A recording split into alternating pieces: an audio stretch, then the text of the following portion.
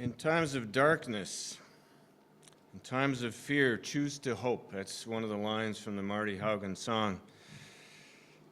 I recently heard some words from Sarah McBride as she talked about what inspired her. She reflected on being with her late husband when he died of cancer in his late 20s, and how thinking of him as she engages in the struggle to be the first trans congressperson in Washington, D.C., helps her feel less alone and more confident. She said, hope as an emotion only makes sense in the face of hardship. Hope as an emotion makes sense in the face of hardship. And she also added that our challenge today is to summon the hope to see the fight all the way through. Then she referenced some historical context and noted that since the 1960s, and especially for her experience in the late 80s or in the 1980s, she said that many people felt that at that time, together we could bend the arc of the moral universe toward justice. There was hope. During those years, it felt like change was inevitable, and we were part of it. And then she said, it feels different right now, and we can't see the light at the end of the tunnel. But then she said, if you think about all those who lived through different chapters in our history, those people faced odds greater than we are facing right now. And they had every reason to believe that change would not come.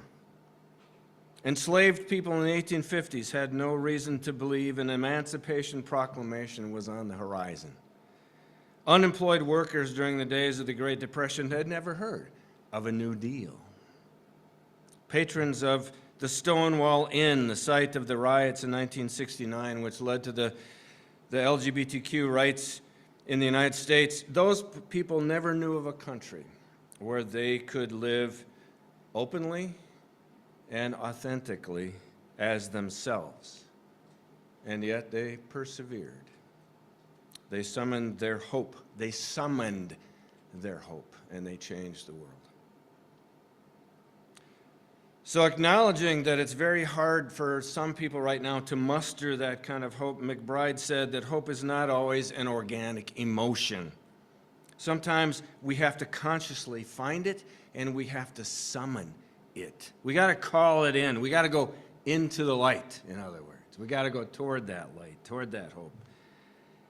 And she said, there's a lot, as a legislator, she's thinking there's a lot of maybes right now, a lot of maybes about how and why things might get worse, and they might even fail. But then she said, and I'll ask Jux to put this on this quote from her, let's not be the first generation in this country to give up and not find a path forward. That was inspiring for me to hear those words coming from her. As she looks back at political movements, I look back through a different lens. And it was often in times of great need that religions have been born. And our great wisdom traditions have something to say, I think, to us today. And I would like to share with you some thoughts from Judaism on ancient hope that speaks to our present situation today. And I also need to clarify that I'm looking right now at a Judaism of the past, a theological Judaism of the past, not the current political situation in modern-day Palestine and Israel. Well, one of the most formative movements in the story of Judaism came in the encounter between Moses and God in the burning bush. And Moses asks God what name to use when people ask him who God is. And keep in mind, this story comes from a time in which people believed in many gods that had many different names. And this God replies to Moses enigmatically. And the next slide up is this. Tell them, my name is, I will be what I will be. God's name is in the future tense, suggesting that which is not yet, but could be. According to Jonathan Sacks, the former chief rabbi of the United Kingdom, if we fail to understand this, we will miss the very thing that makes Judaism unique. So in the broad field of literature, there are many kinds of narratives, but they all have one thing in common, what British professor of English literature Frank Kermode calls the sense of an ending. The sense of an ending. They reach closure. Fairy tales end with, and they all lived happily ever after. Tragedies end in death and defeat. Many kinds of stories have a beginning and they have an end. And that's what makes them stories. In the biblical narrative we know as Genesis, God's call to Abraham is to leave his birthplace, his land, and his father's house to travel to the land that God says, I will show you. 7 times God promises Abraham the land, yet then Abraham has to haggle with the Hittites to buy one small plot in which to bury his wife Sarah. And a few generations later, Jacob and his family are forced into exile in Egypt, far away from that homeland. Genesis ends unfulfilled. The promise unfulfilled. And then Exodus begins, and God calls Moses to lead the Israelites back to freedom and the promised land. And it appears the story is about to get that closure. But it doesn't come. Instead, a journey that should have taken days lasts for 40 years. And in the final scene in Deuteronomy, we see Moses still on the far side of the Jordan River, granted only a distant vision of the land. Again, the ending is deferred. There is no closure. And then later, the story seems to end with the Israelites in exile again, this time in Babylonia, with Cyrus giving them permission to return. And we're almost back to where the story began, in the same region from which Abraham and his family first set out on their journey. It's a story with a beginning, but no end. This God makes 3 promises to Abraham: children, a land, and an influence on humanity such that through you all the families of the earth will be blessed. So there is an ending, but it's not one that fits our typical narrative and our logic. There is no happily ever after to this story. The ending is always just beyond the horizon. It has not happened yet. And this story suggests that as Moses' life ended with a glimpse of the land not yet reached, a future is not yet realized. And difficult as that is, a future not yet realized, difficult as that is, therein lies the possibility of hope. Rabbi Sacks says the same is true of the Jewish belief. Judaism rests upon the future, the age of peace, when nation will not lift up sword against nation, and the Lord shall be one God, and God's name will be one. To be a Jew is to reply to the question, has the Messiah come? With the words, not yet. So with a heavy dose of paradox, I offer you Elie Wiesel's words. Wiesel, author of the book Night, which many of you I'm sure have read. The Savior is invisible, but present. And perhaps it is well that this should be so, for knowing that the Messiah is unknown, it is incumbent upon us to look for him in every unknown. And then he added, it is difficult to await his coming while he is already present. Yet without that presence, the waiting would be absurd. I've muddled over those two comments for years. Rabbi Sachs said the Jewish story is the unappeased memory of a future yet to be fulfilled. Unappeased, not satisfying. It has not been fulfilled. The dream and the hope of a future still to be fulfilled is the story of who Jews are in relationship to their understanding of God, to their God.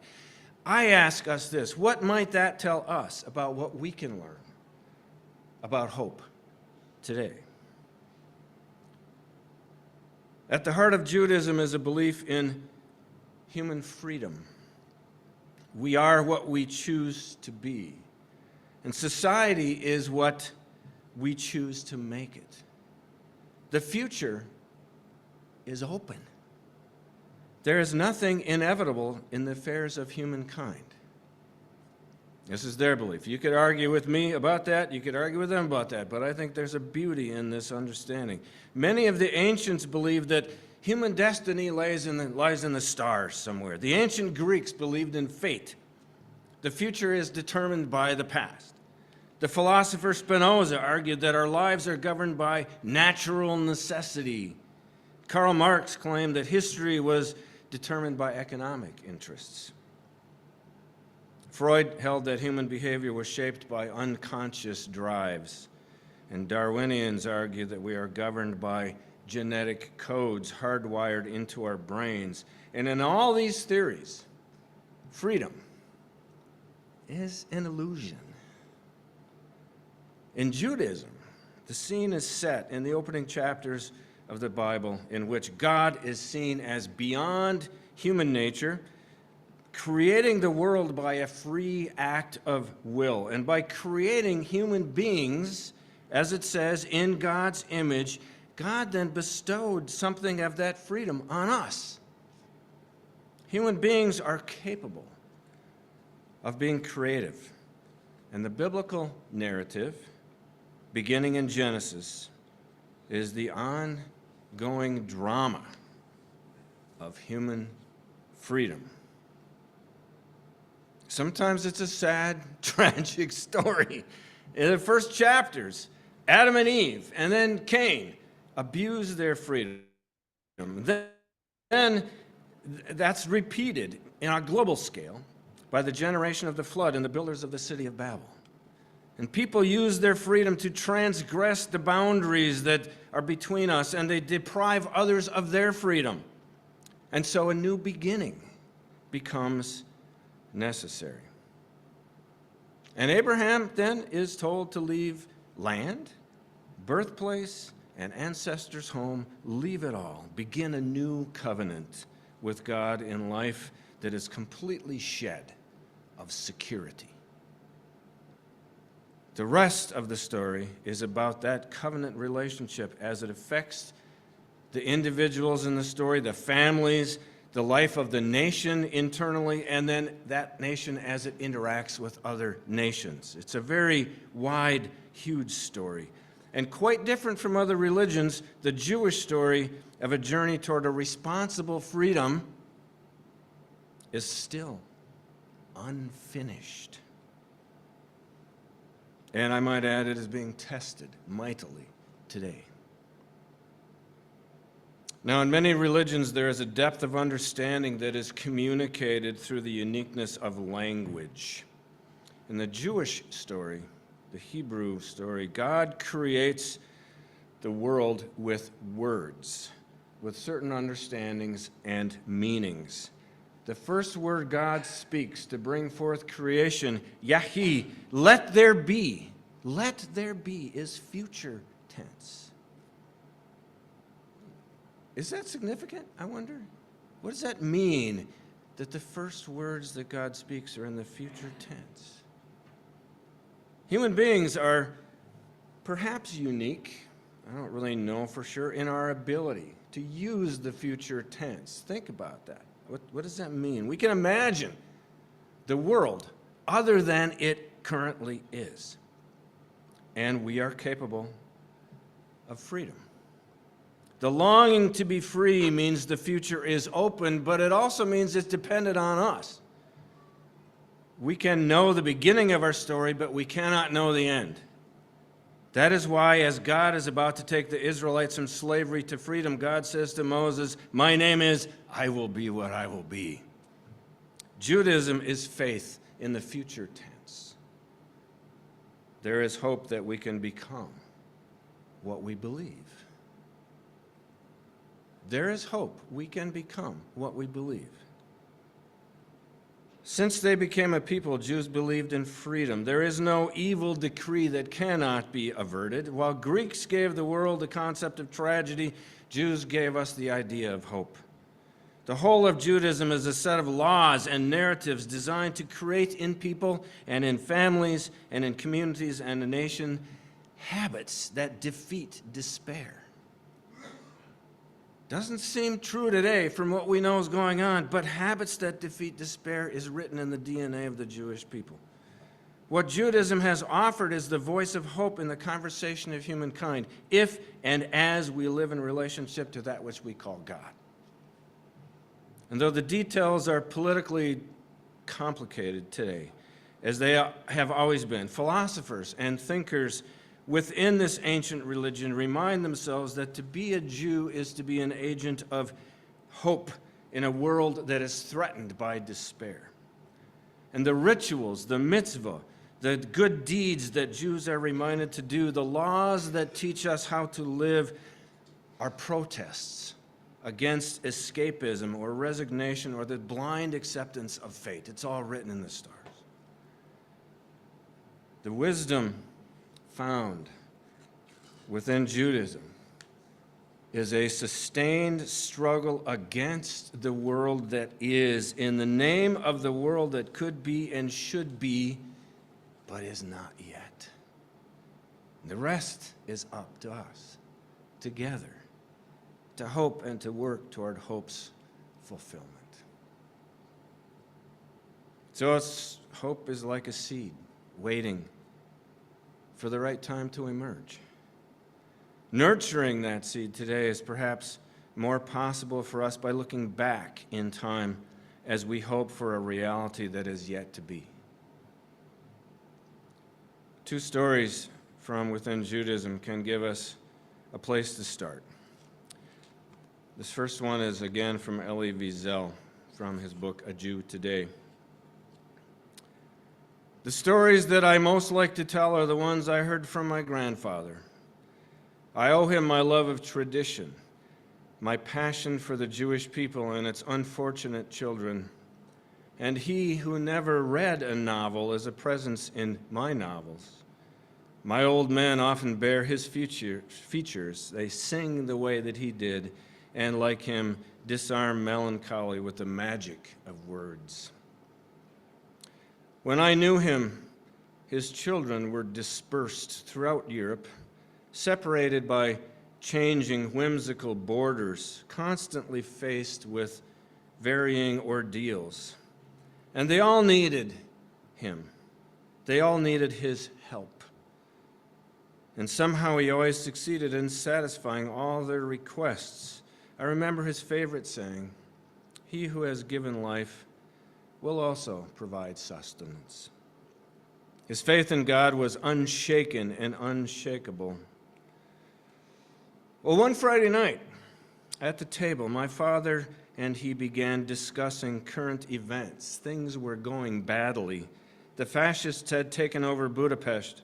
Anti-Semitic propaganda was stridently demanding anti-Jewish measures to purify the country. And every day the sky was getting darker. "And God?" asked my father. "And man?" answered my grandfather. "Will God simply stand by?" "Well, when things turn bad, you remember God," chided my grandfather. "Do you think of him when things go well?" After a silence during which he caressed his beard, he continued, "God is God, and his ways are sometimes incomprehensible, and so they must be. If you could always understand what he is doing, he would not be who he is, and you would not be who you are. It was to be our last Shabbat together. Sunday morning, he returned home to his village. Before climbing into his cart, he bent over me with his usual gentleness, whispered into my ear, "You are Jewish, and your task is to remain Jewish. The rest is up to God." Then, as always, he ordered me to look at him so as not to cry, and I obeyed. I never saw him again. And finally, a little brief story about the sage Hillel, an older contemporary of Jesus. Thus the title of today's talk. A pagan promised to convert to Judaism if Hillel could recite the entire Torah while standing on one leg. And Hillel replied, "What is hateful to yourself, do not do to your fellow human being." That is the whole Torah, and the remainder is but commentary. Go study it. Amen.